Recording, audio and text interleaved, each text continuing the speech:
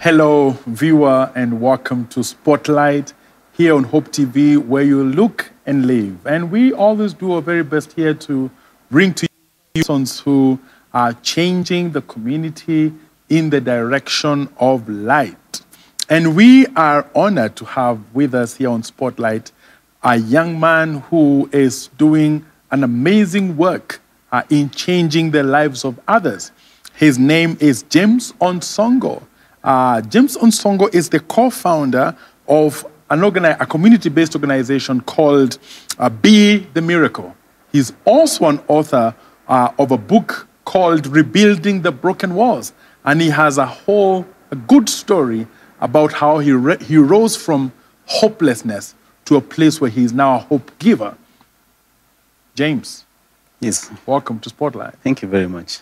We're happy to have you. Thank you. It's a pleasure and an honor to have me. Yeah. And I mean, you're a young person and you're doing quite a lot of good things, right? Just maybe we can just start with just a deep end. You know, you and Jesus. What's your salvation story?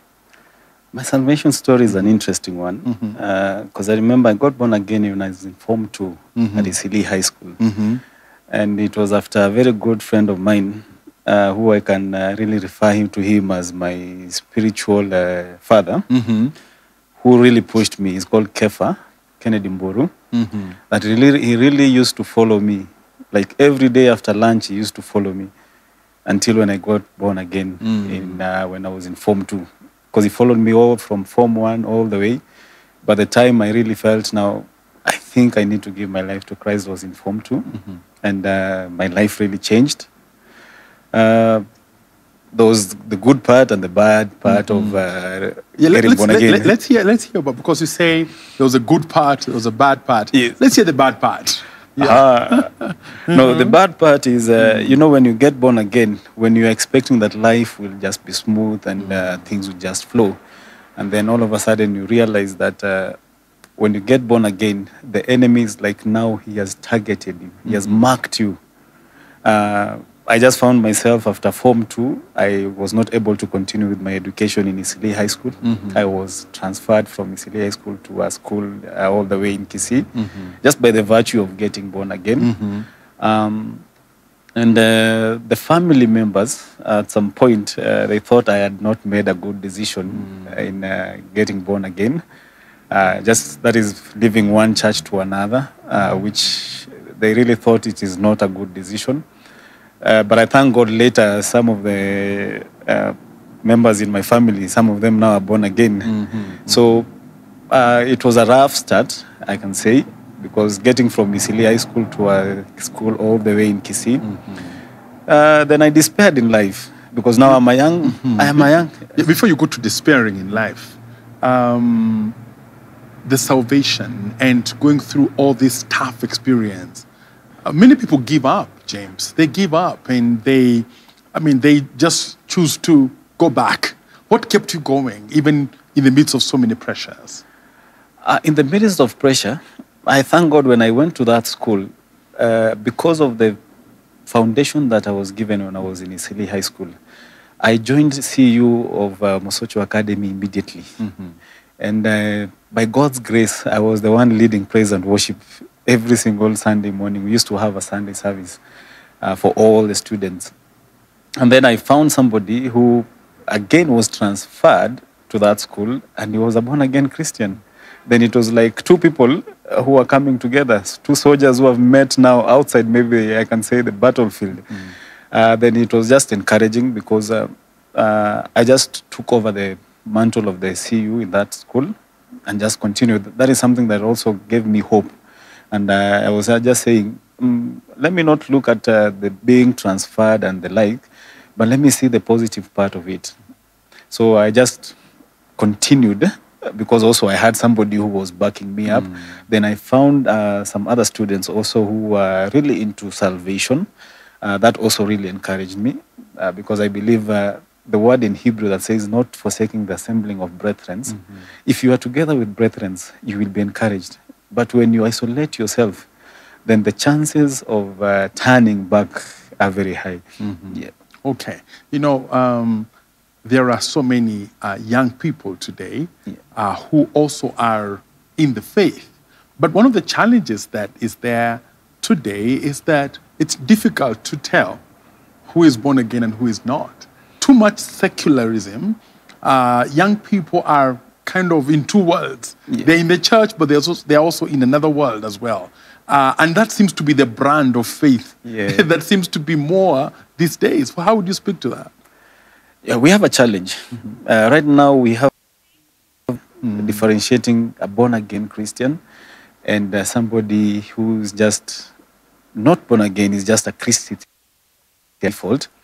And the thin line is because nowadays we have made it a cliche to say, Buanas, if you have made it a cliche to say, I am born again. But when it comes to true Christianity, it is whether you are an old person or whether you are a young person, whether you are a child, you make a decision to follow Christ. I did a research as I've been walking around with Bishop Tuimising, that a lot of people have accepted Christ, but they have refused to follow him. So we have accepted, we have made churches to be people where young people can come. And it's a lot of fun, like outside. But now, we have not taught these young people to follow Christ.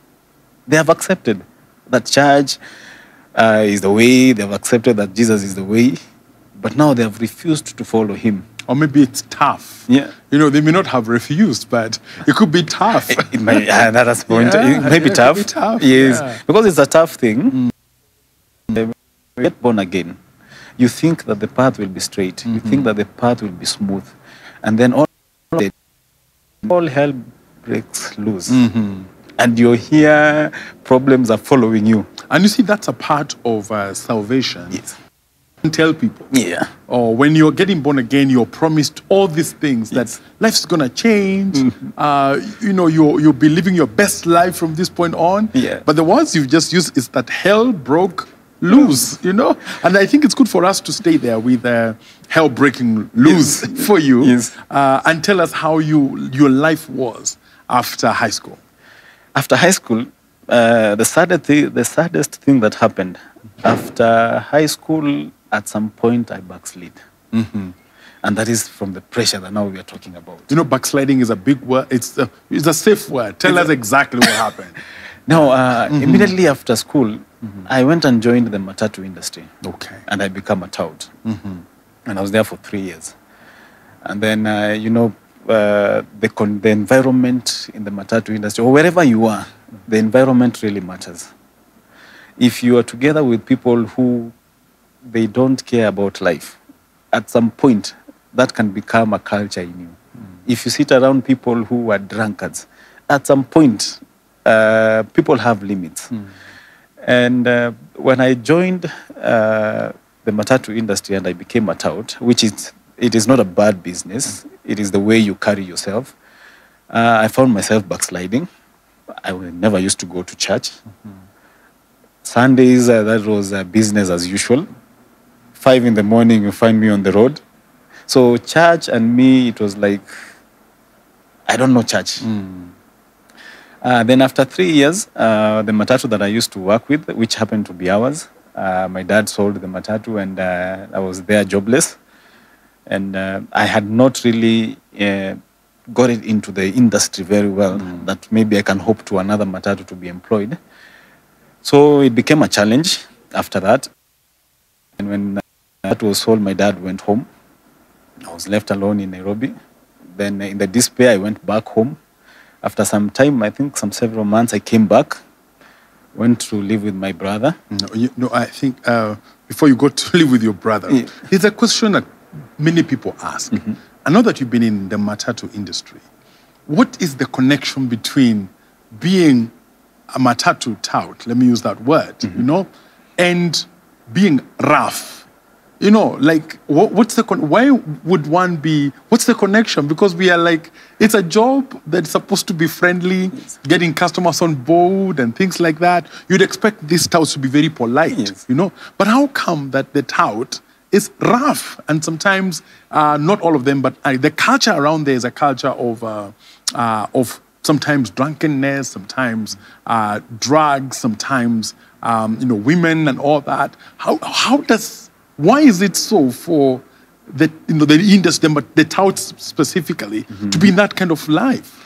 I believe it's a choice, because I know we have rough Matatu touts, and we have people who are very polite, and I happen to be the other side. Which one? The polite, because I believe character is more important than anything, and wherever industry that you're in, it is you to choose how to live in that industry. And at one point, I was, we were trying together with my driver. We said, can we just be polite on the road? And let us not overlap, let us not do all these things. We did everything as we were supposed to do. And at the end of the day, what we used to make, it was an average. So it is a choice. Sometimes people want to be seen that they are tough. I don't know for what to achieve, but to be seen that you're on top, that you're a leader, that you're somebody that people can fear. But it is a choice. It is not something that then you're going to be trained somewhere to become rough in the Matatu industry. But it's a choice where people want to show the others that I'm better than you. Okay. But they in your experience, what you've told us is that they were strong enough for you to backslide. You know, whatever culture it was, it was strong enough for you to backslide. I mean, let's move on from there, because your story is large. And there's a time after you left this work that you became homeless. Tell us about that. Yeah, after I went to live with my brother, then at some point his contract was terminated. And then he went back home. Then I was left all alone in Nairobi. Then in the usual looking for some jobs to do, I did some small casual works. I became a courier person. I became an Mpesa agent, registering people. That was the toughest job I did. Being employed by an Mpesa agent, going around registering people for Mpesa, and you're not registering them on point at the spot.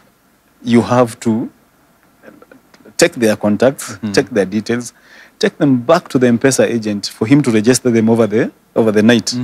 It was a tough time of convincing people. When somebody knows, I will come, you register me immediately. But now you're telling me you take my details, then you register me later. Then I did it for a month or so.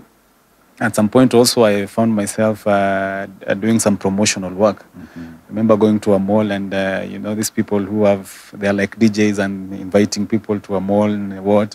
I did that. You are a hard guy. Yeah. Never giving up, you know. Where the job is, you go. Yes, you have to be resilient. Yeah, so tell us about how you ended up being homeless. So then I went back to where we used to live when we were young. So we lived there for some time. And then I was not even paying for the rent. It was my cousin who was paying. Then at some point, the house was leased. Then we were told to vacate. That is when I became homeless. Then I started hopping from one friend to another. Then at some point, it felt, no, this is not it. Then I started living in a lodging, paying 200 shillings a day. Then one time I was not able to raise the 200. And all my things were in the house. Then I spoke to the lady. The lady agreed that I spend the night and then I look for the money the next day. The next day also, the money was not there. So the lady decided, now, I am not opening the room for you. You sleep outside. So he said, how can we sleep outside? And my things are inside. So does it make sense? He said, I don't care. So that is the moment, the first time I slept outside on the streets. And then I slept outside for some time, close to a week, no place. I go around as if I have a place. Then in the evening, you wait for people to go out, and then you find a nice spot outside the lodging. you sleep there. So I slept there for a whole week. Then after that, I went back to church. Then I found some, let me say, solace in church. I was Now, there. this is an important part of the story. So which church did you go back to? Were you attending that church, or how did you go back to church? How did you find your way there, and which church was this? It is Deliverance Church, East Leigh.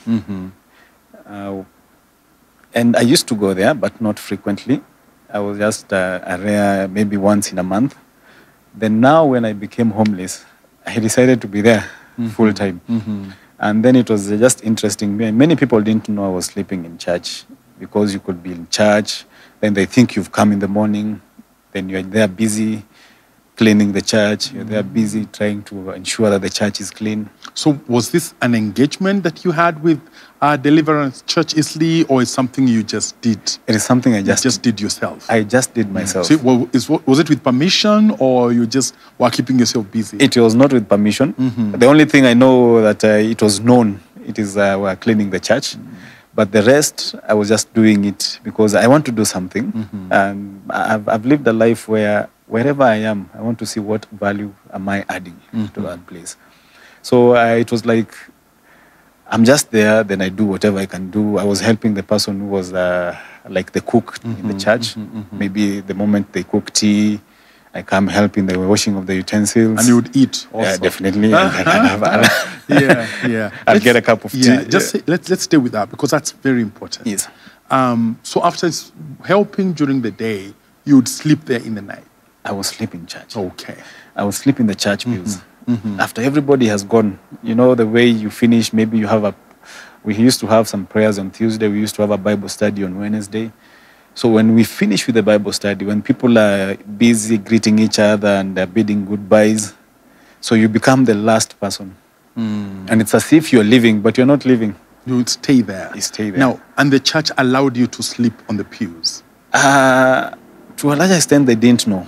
Oh, they didn't know. I was sleeping in church. They didn't know there was a guy who is lodging here. Yes. So you were all alone. You not a number of you who were sleeping in the church. No, it was just you. I was all alone. Okay. So what happened when the church knew you were sleeping in the church? At some point, the caretaker knew. And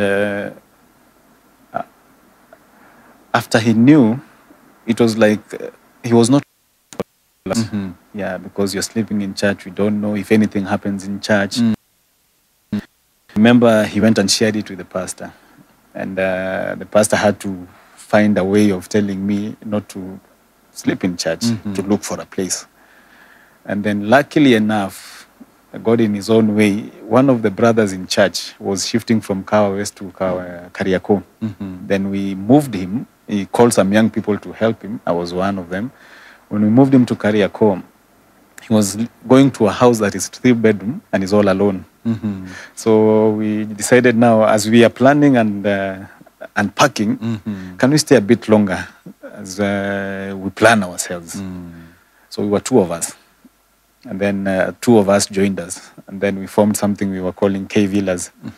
Yeah.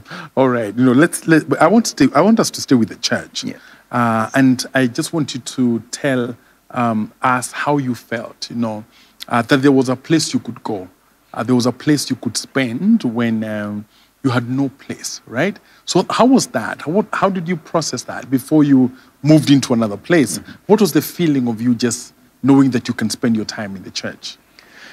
It was a nice feeling because one of the things that period did to me is amending my ways with God. Because I had this opportunity of just being in the presence of God. You might be in the presence of God and not saying anything, but by the virtue of being in the presence of God, there's something that will happen. Yes. It is not necessarily maybe coming to church where people are congregating, but there's something about the presence of God that changes somebody.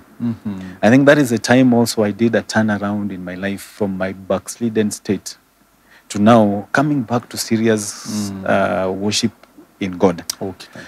Definitely it has not been easy coming back because the moment you backslide and coming back... The Matatu effect. The Matatu industry effect, you know, was a hangover for a long time. Yeah. You know? Yeah. And this is an encouragement also to somebody. For those people who are born again and have never backslidden, try as much as possible not to.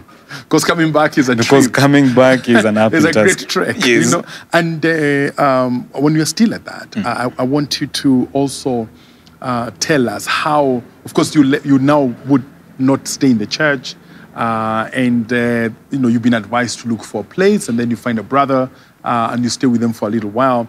But just tell us now how you began working with Bishop William Tuimising. Yes, after living with this brother in Kariako for some time, also at some point after I think a year, I came and said there are some visitors who are coming to visit and stay with him from abroad. So we have to look for a place. So I decided now to look for another place to go. Then I went to another friend of mine. I went to his place, which was not a pleasant place.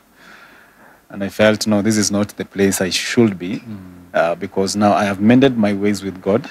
I am on a path of salvation and seriously working for God and serving God.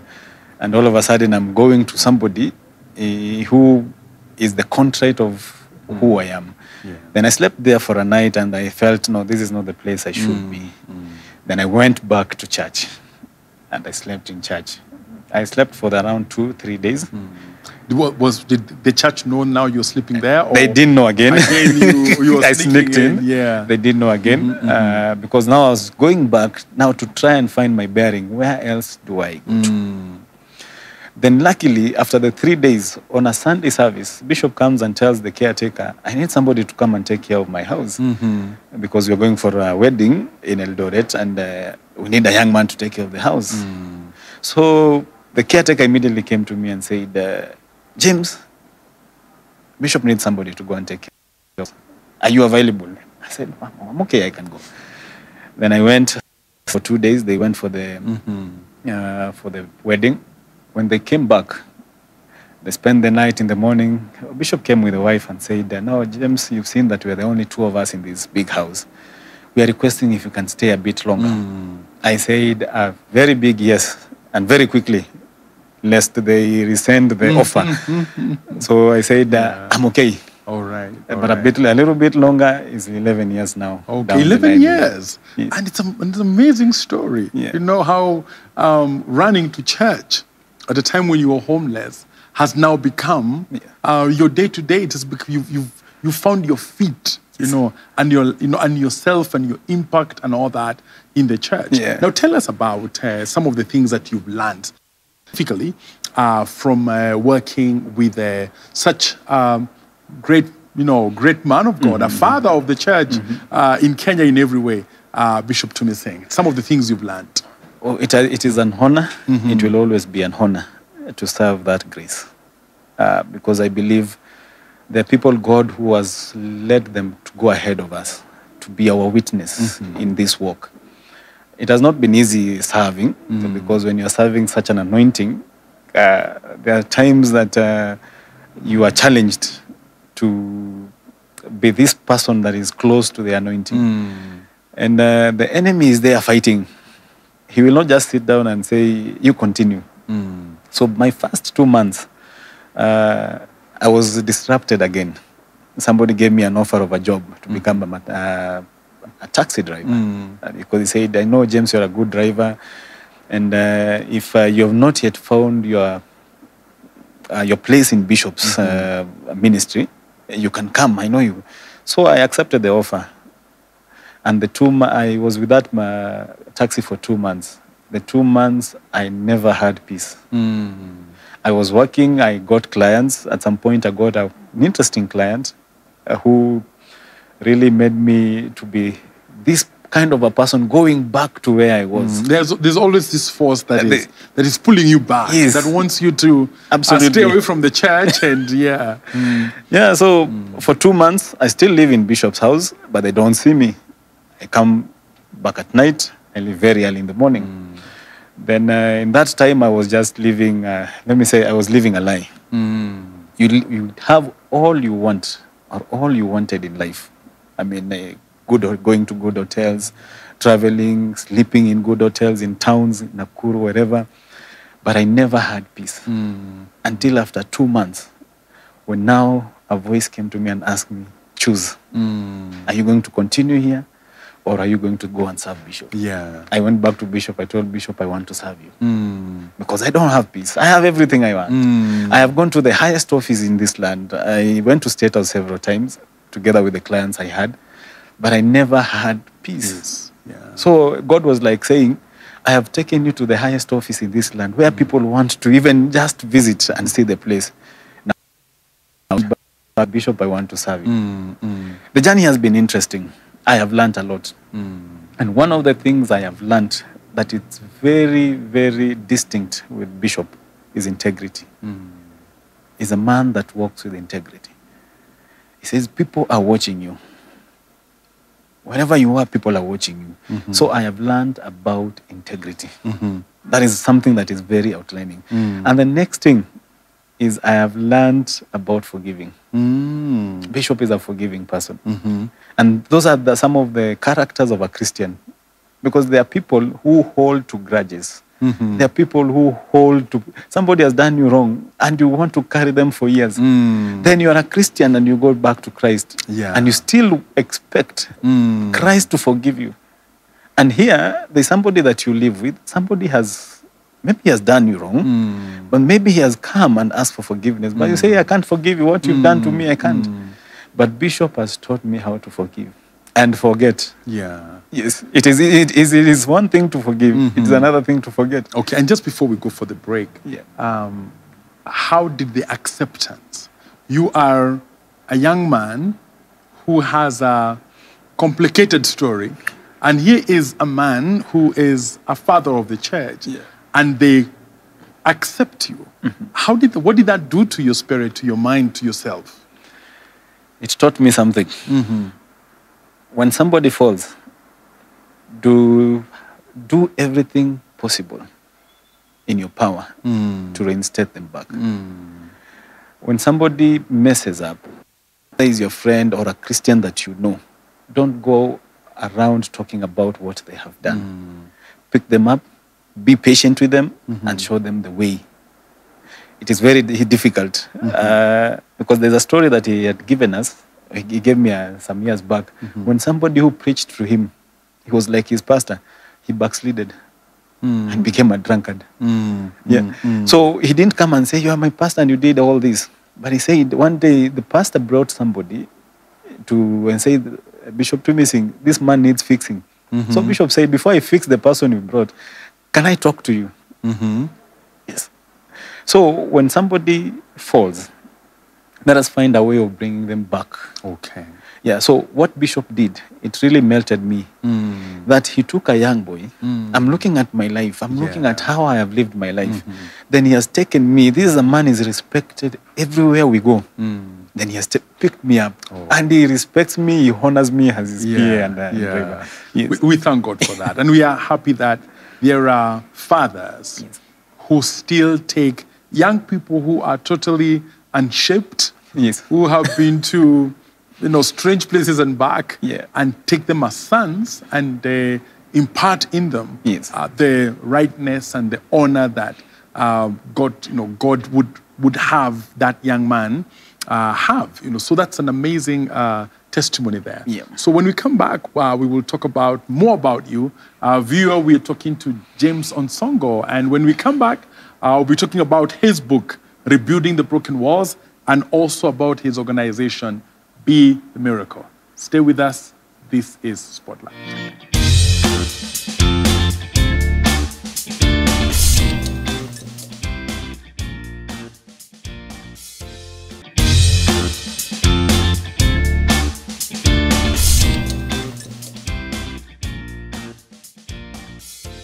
Viewer, welcome back. We are talking to James Onsongo, a young man who has had a great story of restoration and having been homeless and finding his place in the church, starting fast by sleeping there as a homeless person, but ending up being a servant in the church. And so learning a lot of things about him and what the church has meant for him.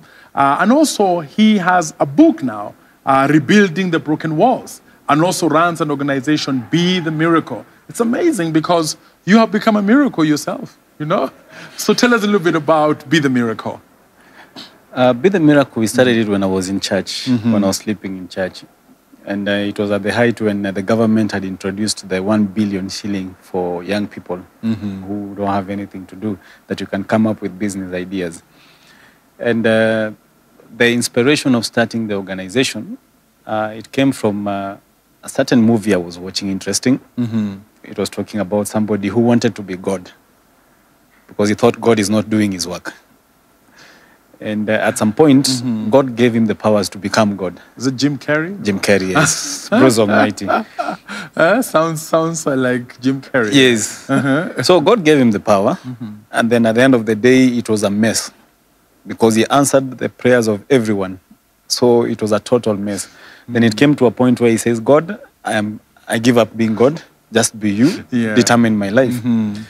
Then just God told him, I have given you a gift to be a reporter who makes people laugh. But you want to be a news anchor because you think people who are news anchors, they are more respected in the society.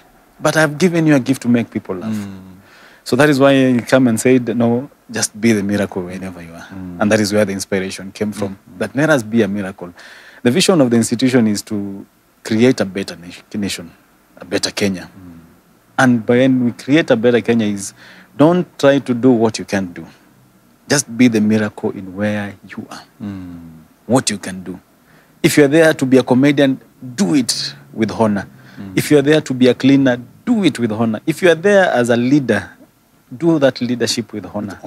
If you're there as the president, do that leadership as the president of this nation with honor. I know when you are at that, let's talk a bit about salvation, because sometimes people get saved and they focus mostly on their own salvation, but they don't go ahead to interpret their salvation as bringing other people comfort and hope, and it's more about them than about others. How did you speak to that? Now, when you get born again, you don't die immediately, because if it was so, then it was just get born again and die. But when you got born again, you have given an opportunity to be a blessing to somebody, to be a light to somebody, because you are living in a world where people are looking for hope in different places. I mean, the people who go to drink, if you go and ask them, they are looking for solace, where they can find hope. But now what they get is a short-lived hope. They don't realize that the hope of all glory is in Christ, and that is salvation. So when you get born again, you don't get born again for yourself. You need to get people out. You need to go and come and say, how many people can I reach? Because for me to get born again, it is an initiative of somebody who reached out to me. If somebody didn't reach out to me, I wouldn't know that there is another way of living. I'll just live knowing I just live, school, get job, earn my money, go old, die. But somebody reached out and said, there is more to life than what you see. And that is salvation. Now, be the miracle. What are some of the things that you are doing right now, given the state of the community, given the state of the country? What are some of the things that you are doing? There are two things that we are really focusing on. Though the initiative, for the last 15 years, it has been on and off because of the challenges of, especially resources of people. Some people come to an organization expecting they will get something and earn a living from it. Then later they realize it is them who are giving to the society. Then it becomes a problem. One thing that we are doing is we are doing some mentorship program together with an institution called the Phoenix, led by a wonderful sister, a friend of mine called Mercy Kibe. We are trying to see how can we bring up a generation that knows how to take good care of themselves under the banner of Christ. Because if we don't give hope, if we don't go to them, we are bringing up a generation that when they are old, when you come and tell them about salvation and being a miracle and doing something for the community, they will not do. Teaching them on how do you live with integrity. Because we are talking about corruption and we have the anti-corruption authorities and the like. But if we don't go back to the people who, let us teach ethics from down in school. By then doing, we will try as much as possible to bring up a generation that knows if I'm doing this, this is wrong. But now we are trying to fight the wrong battle instead of going to where the source is. I mean, you cut a tree from the roots. Yeah. So we are doing some mentorship programs, bringing young people together. We used to do it once a month until when COVID came. And then things just went haywire. But now we are trying now to come back and try to see how do we bring them together? How do we teach them? We've had some activities. We've had some tree planting, taking them all the way to Olkalau. We had an initiative where I went all the way to Kilifi to talk to young men and ladies there. So we are trying to do some mentorship programs and teaching ethics from down there. All right. Because if we come and say we are doing some initiatives here, up when people are grown-ups, there's some characters that has already been instilled in them. So making them to change, it's a difficult thing. All right. No, when you are at that and changing the society, here's a great book that you've written. Rebuilding the broken walls. Yes. And, Be the Miracle sounds, that's exactly what you're doing. Yes. You are building broken walls. Yes. And every time an author, writes a book, there's what is driving them, right? Can you tell us again what drives you when it comes to this rebuilding the broken walls? Thank you. When we live in our lives, in every aspect, there's a place you reach and you try to reevaluate yourself. What have I done? What have I achieved? It reached a point where I thought, there's something that I'm not doing right. There's something that has broken in my life. Still serving Bishop Tuimising. I said, I have heard about Nehemiah rebuilding the walls. What did he do to rebuild the walls in Jerusalem? So I went to do a study. And I was doing the study. I was not doing the study to write a book. I was doing the study to rebuild walls in my life. Then when I was in the third reading of Nehemiah, because I was doing it just as a study in general, I realized there are some points I'm picking from this. When the moment he received information about the broken walls, as it continues, I saw some lessons in between. Then I said, these are good lessons to learn from. Then I started picking up the lessons. And I thought, these are great lessons that somebody can use to rebuild their life. Then I started posting them on Facebook. When I was on the 5th day of posting, somebody inboxed me. Somebody we've never talked. Somebody, I think I don't have even his number. He just said, can you give me the book you're reading? And I said, I'm not reading a book. I am just doing a study. So I take a scripture, then I dig deep into what this person was trying, what Nehemiah was trying to put across. Yes.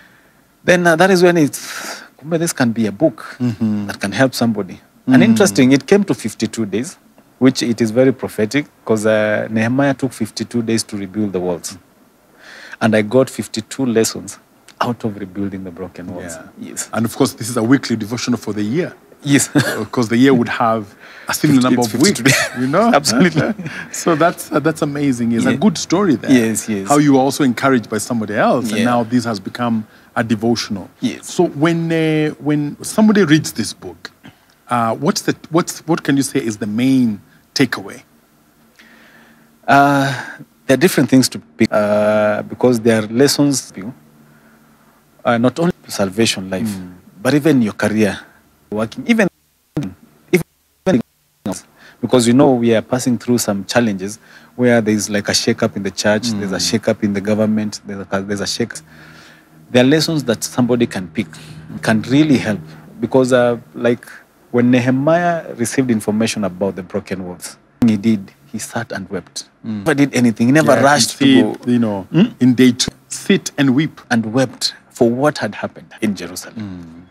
Like right now, something that is valuable to you, if you buy a phone, like recently some people that stole my phone, it was valuable to me when it was taken, it was a moment of like, this, I have lost something. Then now, I prayed to God and said, God, now it has gone. What next? So, after and weeping, Nehemiah now went to pray. Yeah. So, lots of very well titled lessons here. And one of the things that most people face when they are going through a vision or when they are casting a vision is really mockery. Yes. People can bring you down and all that. Day 22 there is about mockery. Wow. Something about that. Whenever vision you have, expect people to mock you. And it was vivid, it was true to me. When we started Be the Miracle, we wrote a project to the government of Kenya, asking for 88 million shillings. 88 million. 88 million. Okay, the government is rich. That's Yes, like out of the small amount of money. Out of the 1 Yes. billion. So you were saying, can you give the tithe to the church so that we can use it? So we took it to the then PS. He was called, I think, Kinuthia Murugu. And now he's deceased. So we took it to him. I remember later I gave copies to some people. Maybe some I will not mention because for security purposes. Then one of them told me, he's a senior person. He told me, these big people don't read. And this is somebody that people are looking up to. He told me, these people cannot read. But luckily, he was telling me after I had already given it to the PS. And we had already had a meeting at the boardroom of the Ministry of Youth Affairs. One day we met within a World Bank meeting. And the question and answer time, I raised my hand and I asked a question.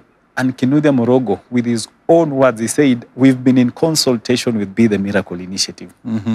So I'm looking at him, I'm saying, you cannot be in consultation with somebody for something that you've not read. So if I had listened to this person telling me, these people don't read, you will not go anywhere. Hakuna mahali. Yeah. And then now somebody says, we've been in consultation. So whenever you have a vision, just expect for people to mock you. Yes. The way the Tobias and Sanballats mocked what Nehemiah was doing. And you know, in your journey of lots of temptations, lots of difficult moments, lots of moments when you slide away from the faith. And 33 is about vigilance. Yes. Vigilance. I like the word vigilance because we have a building here in town called Vigilance House, where you have to be vigilant. Whenever you're doing something, the enemy is working out. There's a scripture that says, in the night, the enemy, after people have planted, in the night, the enemy came and put some weeds and planted weeds. So we need to be vigilant in our vision. When Nehemiah was rebuilding the broken walls, the Tobias and the Sanballats, together with their crew, they wanted to come and pull the wall down. So during the day, they were building. At night, there were people who were staying vigilant to ensure that the vision is safeguarded. So we need to be vigilant. When you have a vision, not everyone. You have to be vigilant. You have to be vigilant. You know, and thinking about our own country right now, because we are in an election year. Yes. And talking about broken walls. And how, as a young person especially, what do you see as your role when it comes to putting this country where it belongs? We have a role to play as the young people, and especially the young people who are in church. I have a passion for this nation, and that is why in saying creating a better Kenya. The thing that is really, really tearing us apart is tribalism. That I come from this tribe. I come from this other tribe. But this one is magnified when you come. But after election year, everybody has business with whoever you're doing business. But during this period, it's so sad that you will find now somebody from another tribe will not give a contract to somebody in the other tribe because they think we will be giving you money to come and oust us from power. So we need to be there as young people, show direction. And show direction, why am I saying show direction? Right now, a new registration of voters. Who are the target group? They're targeting the young people to register. So the young have powers to power and to remove them from power. And the only way that we can show these people that we need to have integrity to is, do we take due diligence, no putting in power? No. You can tell us what you feel is the unique role of young people in the upcoming elections. The young people have a role to play. They are the majority voters. They are the majority of people who, the needs that we have, it involves them. They need to take up their place. They need to come out clearly and say, these are our needs. And if you're not meeting our needs, then we don't need to vote you in. Right now, people will come with money. I mean, people will come with stacks of money and just come and sway them away. Then you will find the same young people who were speaking in one voice. Now, because a politician has come, they are divided. We need to speak based on what we need the leaders to do for us. Okay. Give us your manifesto. Give us how you will achieve that manifesto, not just a manifesto. You can tell me that you can give me jobs. Where are the jobs coming from? Okay. What plan do you have? You can say you are giving us money for young people or people with disability or the women. How is this money going to come out? You know, when Kibaki instituted the 1 billion, it took a lot of years for them to find a way of how this money is going to be dispersed. Then you find we've wasted a lot of time of something that if we are coming to tell you we are giving you this, this is how we are doing it. All right. Now, James, we are very, very grateful for what God is doing in your life and also for also sharing your story. And it's just right for us to ask you, if somebody wants this book, where can one find it? At the moment, they are not in the stores, but you can inquire them from my social media accounts. Okay. And even direct from me. Which also give us your social media my social media account, in Facebook, I'm James Onsongo. But I also started a page, Rebuilding the Broken Walls. And in Twitter, I'm at Jemoprov1824. And in IG, it is Jemoprov1824. Yeah. All right, great. Thank you so much. Yeah. May God keep blessing you and keep compounding your story. Amen. And so that you can be an inspiration to many. Amen. Viewers, we've been talking to James Onsongo, who is a young man with an amazing story. He's also the person behind the book, this book, Rebuilding the Walls, and being the Miracle Initiative as well. So let's all be inspired. Let's all keep doing the right thing. Examples of people who are moving this community in the direction of light. This has been Spotlight. Thank you for watching.